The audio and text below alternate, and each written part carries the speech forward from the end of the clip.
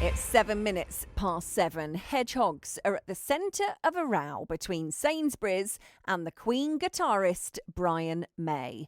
Brian is among those asking the supermarket to have a little bit of a rethink about planned building works at its store in Burpham near to Guildford. I've been speaking to him and his wildlife campaigner colleague, Anne Brummer. What we try to do is be a voice for wildlife because they don't have a voice of their own. And so we're very concerned about the animals which make their homes on this piece of land. But there is an important principle here. If it's the case that you can present a piece of land as mitigation for destroying land and putting up your factory, and then a few years later you can just take that land back and build on that as well, then the whole thing, it makes nonsense of the whole principle. You know, we're trying to make sure that we still have some wild areas in Britain so we still have wildlife, or else our children will grow up in a sprawling sort of urban mess which has covered everything that we used to consider precious in this country. So I think there's a very important principle here. Can you build on land which has been offered for mitigation and ignore the fact that you're destroying habitat? And what sort of habitats are we talking about here? What kind of animals would be harmed by these proposals?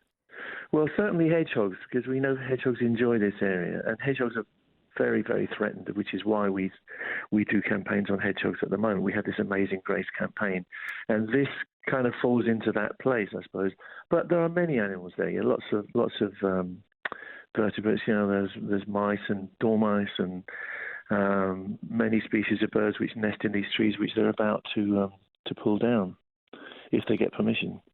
And Sainsbury's is saying they're doing this to expand its home delivery operation, which is in huge demand at the moment because of COVID-19. Can you see why they'd want to do this?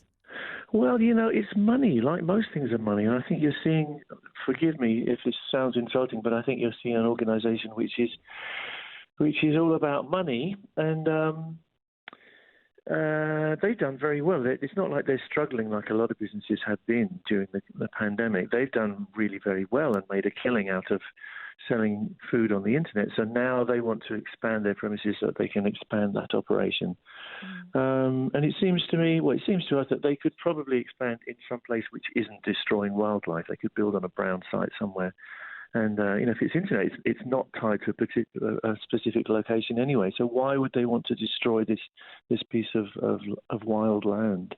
And well, they're also saying the development would create 100 new jobs. And, you know, every day on this breakfast show, we talk about jobs that are going and what have you. Absolutely, but let them do it somewhere else. And is that your thought as well, Anne? Yeah, so we have, since the 1970s, we've lost 60% of our wildlife, 62% of the vertebrates, and 83% of water areas where animals can feed, of freshwater habitats. We're losing wildlife all the time. And this specific site was set aside for wildlife, and they've managed to claw their way back. We have bats there, we've got hedgehogs there, and there's invertebrates in those areas. And now they want to take more.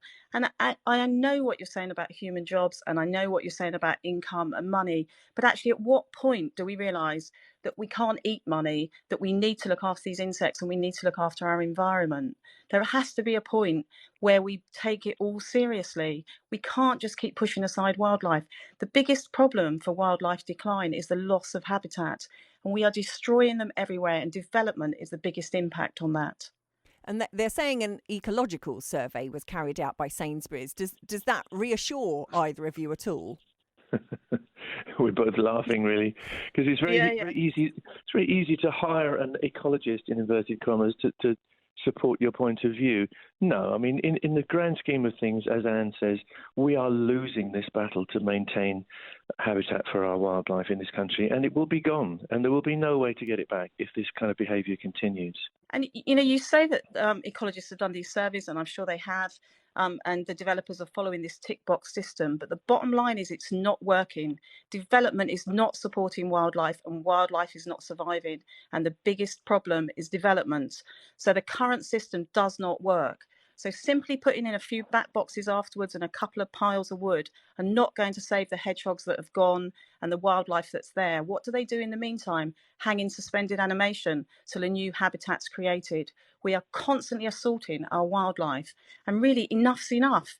This was put away as mitigation for wildlife, and it needs to stay that way. Yeah, we feel incensed, really. You can tell from the way Anne's speaking, and it's because this is, I was going to say, the thin end of the wedge. It's already a pretty thick end of the wedge, and if we allow this to happen constantly, I think this is a principle which we have to stand up for now, or else we definitely, we will look at our children and our grandchildren growing up in a world where we don't have wildlife, and I think that's desperately sad. I've got a 7-year-old and a 4-year-old.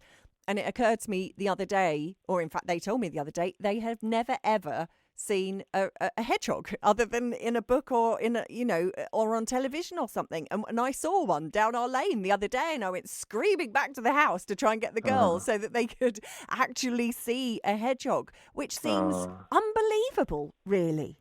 Yeah, when we were kids, they were everywhere, weren't they? Yeah. The world has changed horrifically, really, and we're, as David Attenborough says, we're at the tipping point. This is the point where we will lose everything unless we start making a stand and looking after our wild animals. And last word to you, what do you want to see happen on this? I want to see people really change. I don't want to see lip service from organisations saying they're environmentally friendly. We really have to change what we're doing, or we're going to lose our wildlife. And at the end of the day, we are a species, so we'll follow too.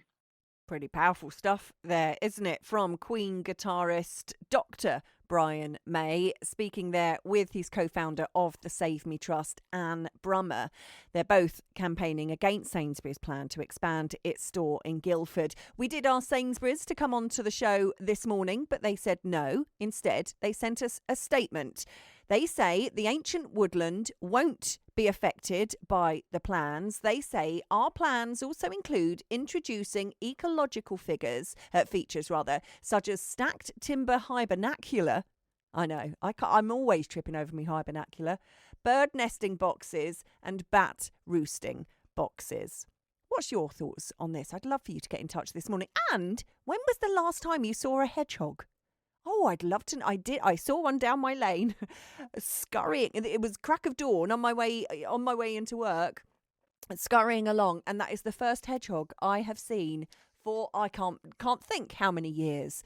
Get in touch 81333. That's the number to text me on. You can call 0800 587 1046. Get in touch by email surreybreakfast@bbc.co.uk. Get in touch about anything we're talking about this morning. It's 7:15.